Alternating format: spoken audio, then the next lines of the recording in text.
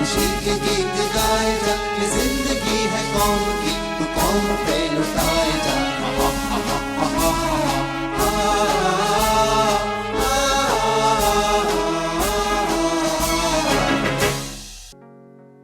अभी तक आपने सुना जापानी सेना के अफसर इंफाल मिशन को अपने सम्राट के जन्मदिन पर पूरा करना चाह रहे थे। वो इस टारगेट को पूरा करना चाहते थे। अपनी भावनाएं वो नेताजी सुभाष को भी बता चुके थे। इंफाल का उपहार देना चाहते हैं अपने सम्राट को, लेकिन कम समय बचा था। यामामोटो जापान और आजाद हिंद के फौजियों को इंफाल हासिल करो का फरमान दे चुके थे। रसद को लेकर जापानी अफसरों की बड़ी चिंता थी। मुतागुची ने सातो से संपर्क किया। अब आगे। सातो, दीमापुर पर धावा बोलो, तुम्हारी सारी समस्या हल हो जाएगी। जनरल, ऐसा क्या है दीमापुर में? सब कुछ है दीमापुर में। धान्य शस्त्रों का भंडार है, जीप है, गाड़ियां हैं। उस पर कब्जा हो गया तो दुश्मन का रास्ता बंद हो जाएगा। बहुत कुछ हमारे हाथ लगेगा। मिस्टर मुतागुची, मैं कहां इनकार कर रहा हूं, लेकिन घने जंगलों से बाहर निकलना आसान नहीं होगा। यहां से सर भी बाहर निकला तो दुश्मन का बारूद बरसने लगेगा। ऐसा हुआ तो जिम्मेदार फिर कौन होगा? सातो, तुम हमले की तैयारी करो, मैं हवाई सुरक्षा देने के लिए तैयारी करता हूं। दीमापुर पर कब्जा करना है, मतलब कब्जा करना है। ठीक है, जैसा आप चाह रहे हैं वैसा ही होगा। मैं रंगून में कवाबे से बात करता हूं।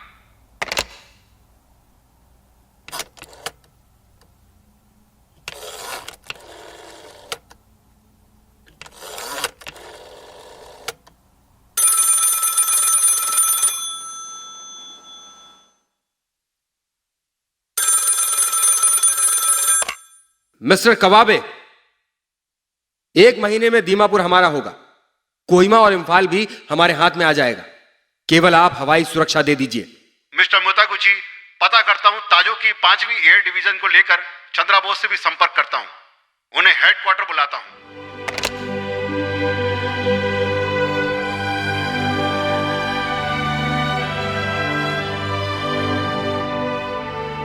जनरल मुतागुची, जापानी फौज को दीमापुर पर हमला करना ही होगा।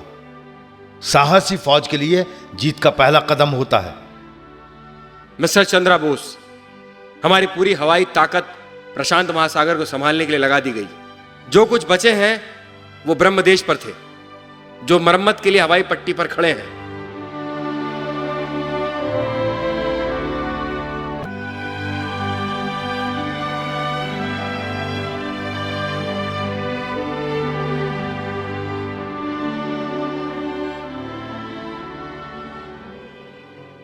कोहिमा में ब्रिटिश और जापानी सेनाएं आमने सामने थीं। ब्रिटिश सेना का नेतृत्व कमांडर रिचर्ड्स कर रहे थे। उनकी रातों की नींद उड़ी हुई थी। जापान इंफाल मिशन को लेकर वो चिंतित थे। एक दिन वो खबर आ ही गई जो रिचर्ड्स को परेशान करने वाली थी।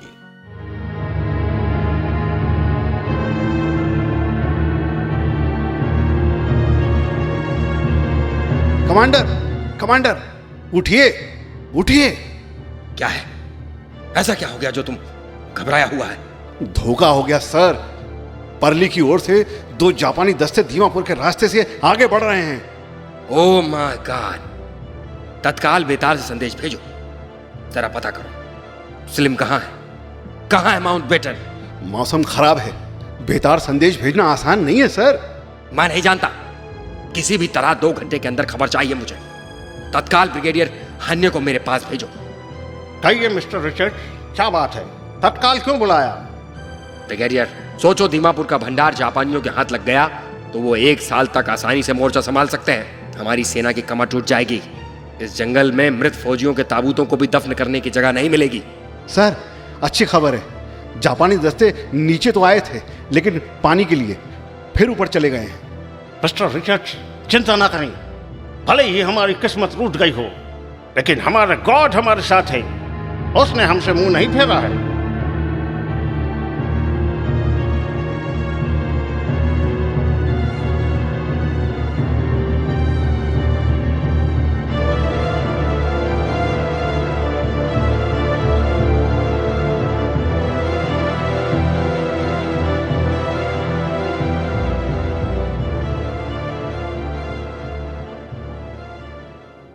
कोहिमा की युद्ध भूमि, रात का अंधेरा और सातों की बेचैनी। सातों अपनी छावनी के दरवाजे से युद्ध भूमि को देख रहा था। 29 अप्रैल का दिन था। जापानी सम्राट तोनेचो सेत्सुला का जन्मदिन था। रसद न मिलने से सैनिक घोड़ों और खच्चरों को मारकर खा रहे थे। खान पान से बीमार हो रहे फौजियों की सातों को बड़ी चिंता थी। वहीं दूसरी ओर ब्रिटिश गैरिसन हमले को सोचकर परेशान था। मुतागुची हमें रसद भेजने वाले थे, पहुंच गई है क्या? सर, रसद का इंतजार करते करते मरने से अच्छा होगा दुश्मन से लड़कर जान दे दें। मुतागुची, इशारा क्या है तुम्हारा? आप हमें रात में ही हमला करने का हुक्म दीजिए। हम हर मुश्किल को पार करते हुए दीमापुर पर हमला बोलते हैं। खुद भी जलेंगे और दीमापुर को भस्म कर देंगे। मैं तो हुक्म का गुलाम हूं, जो ऑर्डर आता है उसका पालन करता हूं। कहीं से लिखकर मिला है दीमापुर पर हमला करने का। जैसा आदेश मिल रहा है वैसा ही कर रहा हूं। बस मेहरबानी करके आगे से मुझे सलाह ना दे बस। परंतु श्रीमान, स्वयं जनरल मुतागुची भी आगे बढ़ते हुए काले माओ के पास तक आ पहुंचे हैं। उनका कहना है कि किसी भी कीमत पर लड़ाई जीतनी है। आप झिझकते क्यों हैं? मैं मूर्ख नहीं हूं और डरपोक तो हूं ही नहीं, परंतु किसी मूर्ख की मनोकामना पूरी करने के लिए अपने डिवीजन को खतरे में नहीं डालूंगा। अभी आप मेरे पास से चले जाइए बस।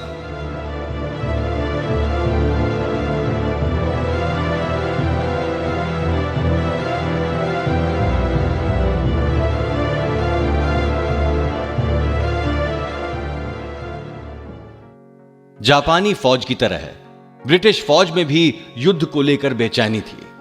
जापानी फौज ने कोहिमा का रास्ता बंद कर रखा था। निपो की 2 डिवीजन फौजों ने स्कून्स के गले में फंदा डाल रखा था। वो पीछे हटने का नाम नहीं ले रही थी। इंफाल की ओर से भेजे गए विमानों ने स्कून्स की चिंता और बढ़ा दी थी। इंफाल के आकाश में संकट मंडरा रहा था।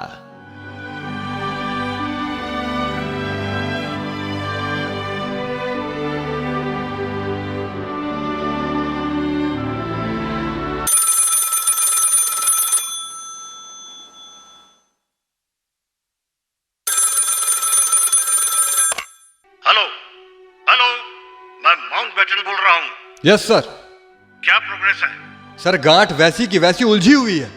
जापानी सैनिक पीछे हटने का नाम ही नहीं ले रहे हैं। तुम्हें जो सही लगता है वो करो, लेकिन कैसे भी जापानियों का घेरा तोड़ो। आजाद हिंद फौज के दस्तों को लालच देकर फोड़ो। वो जो चाहे उनकी बात मान लो, उन्हें आगे नहीं बढ़ने देना है। सर, जापानी और गद्दार हिंदुस्तानी दोनों ही फौजें भूख से मर रही हैं, लेकिन आत्मसमर्पण को तैयार नहीं है सर, समझिए। फूट डालो उनमें, लालच दिखाओ, तरक्की का वादा करो। जो वो चाहे वही देना मान्य कर दो। मुझे किसी भी कीमत पर इंफाल चाहिए, समझे ना? Yes sir.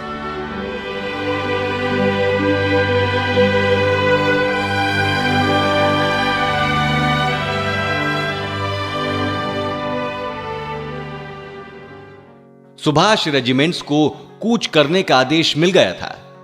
तामू होते हुए आगे कोहिमा की ओर बढ़ने को कहा गया था। आदेश मिलते ही शाहनवाज खुश हो गया। अंततः सुभाष रेजिमेंट्स आ पहुंची। यहां आजाद हिंद और जापानी फौजों का शिविर था।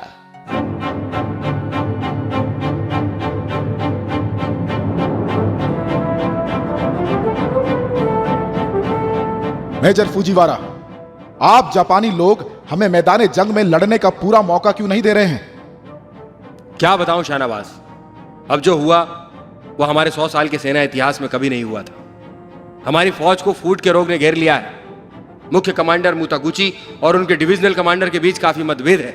जापानी फौज में ऐसी अराजकता पहले कभी नहीं देखी गई थी। मेजर महबूब, क्या बात है भाई? आपका भाई कैप्टन नूरा हमारे हाथ लगा है। नूरा यानी मेरा छोटा भाई, कैसे हाथ लगा? वो अंग्रेजों को छोड़कर आजाद हिंद फौज में शामिल होना चाहता था।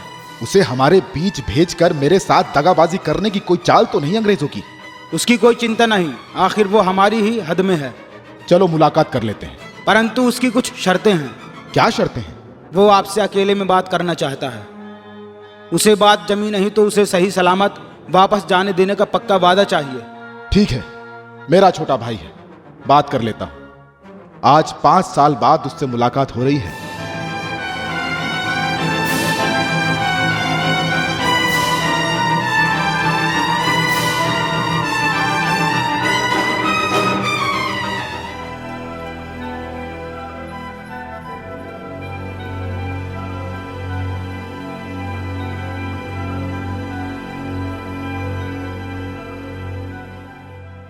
भाईजान, आपका ये हाल मुझसे देखा नहीं जाता। कितने दिन हो गए आपने ठीक से खाना नहीं खाया। नूरा, किसे फुर्सत है दिन गिनने की? इस जंगल में हम केवल अंधेरे और उजाले का हिसाब ही रख पा रहे हैं। लेकिन नूरा, मेरे भाई, तुम्हें देखकर खुशी हुई। लेकिन आपके बदन पर यह निशान और सिर पर घने बालों का जंगल क्यों है? कुपोषण से आपका शरीर कितना दुबला हो गया है। नूरा, इस दुनिया में तुझे छोड़कर मेरा कौन है? तुझे मैं अब जाने नहीं दूंगा। चल, हम दोनों भाई हिंदुस्तान की आजादी के लिए जंग करेंगे। नेताजी सुभाष हमारे प्रधान सेनापति हैं। भाईजान, ये आपको क्या हो गया है? खाली पेट रहकर दर दर भटकने से आजादी नहीं मिलेगी। तू ही बता क्या करें। भाईजान, देहरादून के अवार्ड विनर हैं आप। इंग्लैंड का बादशाह दयालु है, उसके रहमो करम की सीमा नहीं है। आप बस हाँ कर दे, आपको मेजर जनरल की तरक्की के साथ स्पेशल कमांड मिल जाएगी। क्या करना होगा मुझे उसके लिए? आपको सार्वजनिक रूप से स्वीकार करना होगा कि बोस के बहकावे में आ गए थे बस आप। मुझे तो पहले ही शक हो रहा था कि मेरी बदहाली में तू इतनी हमदर्दी क्यों जता रहा है। नूरा, उल्टे पैर वापस चला जा। भाईजान, एक बार फिर सोच लो, मैं भाई हूं, दुश्मन नहीं हूं। साउथ ईस्ट एशिया कमांड के सर्वे सर्वा माउंटबेटन खुद आपके स्वागत के लिए इम्फाल आने को तैयार है। भाईजान, खुदा इस जन्म में ऐसा मौका फिर नहीं देगा। अरे लड़के, इस शरीर से आत्मा निकल जाने के बाद क्या बचता है? अरे कितनी धन संपदा कमा लो, लेकिन मौत तो होनी है। लेकिन खाक से बुत गढ़कर जान फूकने वाला नेताजी जैसा जादूगर कभी कभी जन्म लेता है। केवल नेताजी की जबान की इज्जत रखने के लिए हम यहां यातनाएं सह रहे हैं। अंतिम सांस तक हम दिल्ली की ओर बढ़ेंगे। लेकिन भाईजान, आपका भविष्य, मुझे बहुत चिंता होती है। हम सब बहुत पहले ही इन चिंताओं से परे जा चुके हैं। नेताजी ने सबल हिंदुस्तान के लिए जो यज्ञ प्रारंभ किया है, मैं तो उसकी एक आहुति हूं। कल मरना है तो आज ही क्यों नहीं? परंतु भाईजान, आपको मिलने वाली कमांड स्वयं माउंटबेटन देख रहे हैं। यह बात मेरी नजर में बहुत छोटी है। अरे वो माउंटबेटन क्या लगता है तेरा? इंग्लैंड की महारानी की एक मामूली सेवक। और यहां नेताजी हमारे दिलों पर राज करते हैं, बेताज बादशाह की तरह। क्या कर रहा है मुझे कमांड लेकर? लेकिन गुलाम हिंदुस्तान जैसा गरीब देश का उद्धार करने वाले गांधी जी और नेताजी जैसा जननायक कभी कभार ही जन्म लेता है। कौन? मेजर महबूब? तुम हमारी बातें सुन रहे थे? सोचो, यदि मैं नूरा की बात मानकर उसके साथ चला जाता तो तुम क्या करते? पल भी नहीं लगाता तुम दोनों भाइयों को शूट करने में। अरे पागल, एक बात पर पक्का भरोसा रखना। 38 करोड़ देशवासियों के लिए नेताजी ने अपने जीवन को आग के हवाले कर दिया। और जिन यातनाओं और मुसीबतों का वो सामना कर रहे हैं, उन्हें सहन करने की ताकत तो देवी देवताओं में भी नहीं होगी। अरे भाई तो भाई, मेरा खुदा भी यदि नेताजी से अलग करना चाहे तो मैं उसे भी दूर से सलाम करूंगा और उल्टे पांव लौटा दूंगा। अब तो जब तक जिंदगी है, नेताजी का साथ ही मेरे जीवन का मकसद है।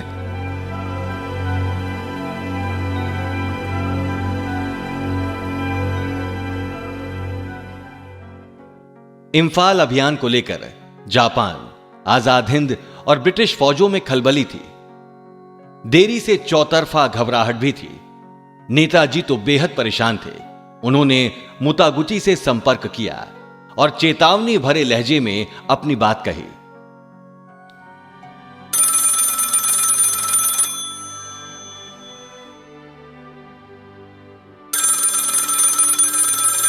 हेलो, मैं सुभाष बोल रहा हूं मोतागुची। हेलो, कहिए चंद्रा बोस, क्या बात?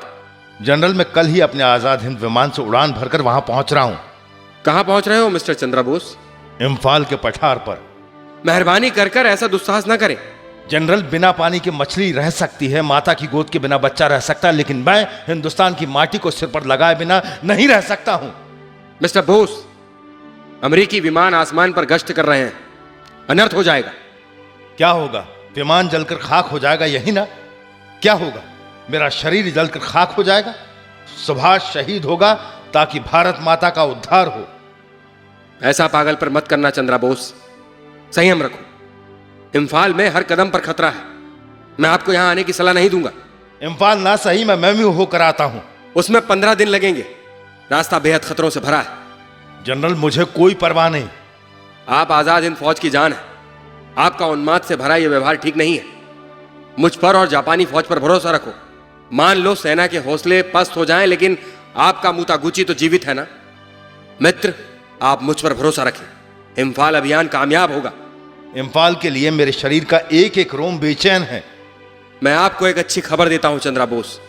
हम भले ही खतरे में पड़ गए हैं, लेकिन दुश्मन के खेमे में भी सब कुछ ठीक नहीं है। इम्फाल की रक्षा को लेकर ब्रिटिश फौज की नींद उड़ गई। बारिश मेरे रास्ते की बाधा बनी हुई है, लेकिन अब हर हाल में आगे बढ़ूंगा।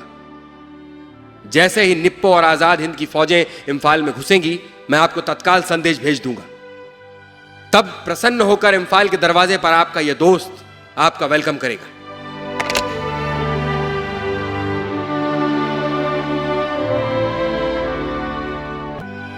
फौजियों, हथियार नहीं है इसलिए लड़ेंगे नहीं। मैं ये नहीं सुनना चाहता। अरे लड़ो रे लड़ो।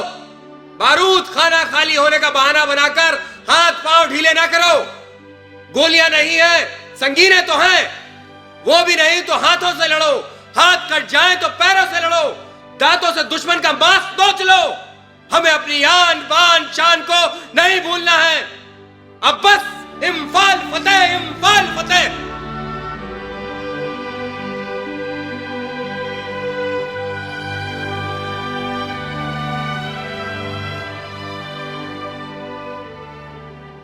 अठारह अप्रैल 1944 का दिन था। कलकत्ता से सुभाष चंद्र बोस के पुराने साथियों का पत्र आया था। पूछ रहे थे नेताजी कब पतन होगा इम्फाल का। पेनांग, सिंगापुर और रंगून से क्रांतिकारी आ चुके हैं। मद्रास, कलकत्ता, कराची, मुंबई और दिल्ली शहरों में पैर जमा चुके हैं। इंतजार है तो युद्ध का, आपके आदेश और आपके आने का। आप एक बार हिंदुस्तान की राह चल दिए तो हजारों हिंदुस्तानी दिल्ली की ओर कूच कर देंगे। ब्रिटिश सरकार हाथ धोकर हमारे पीछे पड़ी हुई है। पत्र पढ़कर नेताजी ने स्वामी और मोहम्मद दुर्रानी को बुलाया।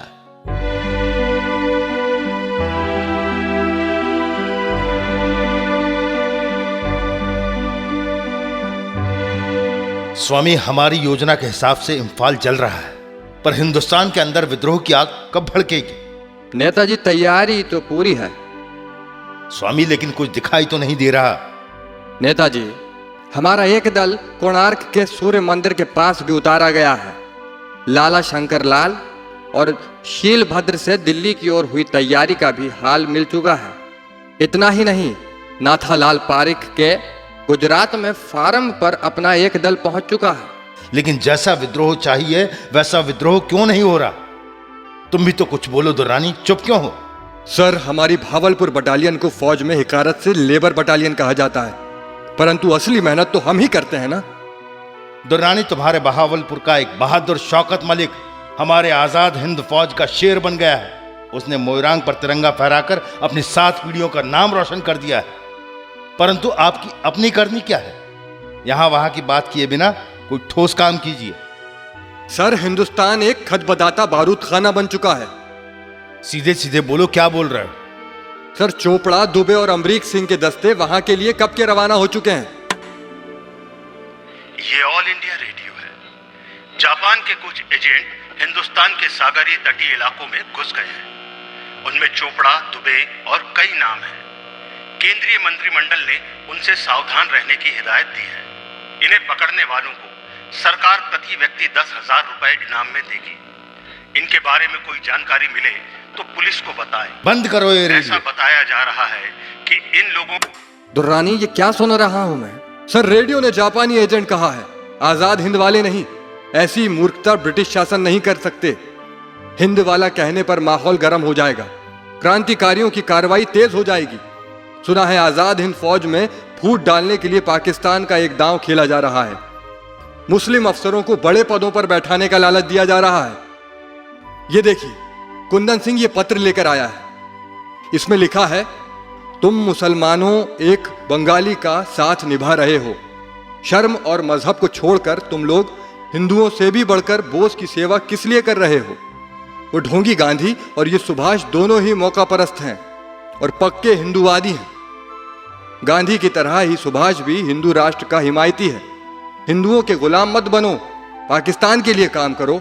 जिन्ना साहब के लिए अपनी जान कुर्बान चुप करो। रहो दुर्रानी, इसका एक भी जहरीला शब्द अब मैं सुनना नहीं चाहता। पाकिस्तान शब्द सहन करने से बेहतर है मर जाना। जब तक आजाद हिंद फौज में फूट डालने की कोशिश करने वाले का पता लगाकर आपके सामने पेश नहीं कर देता, मेरा चैन से बैठना हराम है सर।